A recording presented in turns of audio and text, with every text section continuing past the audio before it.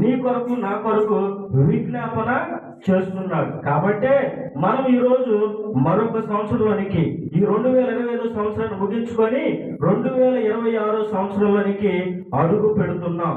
దానికి కారణం ఎవరయ్యా అంటే యేసుక్రీస్తు ప్రభువారు నీ పక్షాన, నా పక్షాన, మన పక్షాన తండ్రి అయిన దేవునితో ఆయన ఏం చేస్తున్నాడు తెలుసా?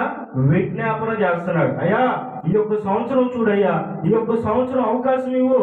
ఆమె మారిద్దేమో, అతడు మారుతాడేమో, అతడు నన్ను నమ్మి బాప్తిజం పొందుతాడేమో, మంచిగా ఫలాలు ఇస్తూ పరిశుద్ధంగా, పవిత్రంగా, యథార్థంగా, నీతిగా, న్యాయంగా, ధర్మంగా ఆ వ్యక్తి జీవిస్తాడేమో.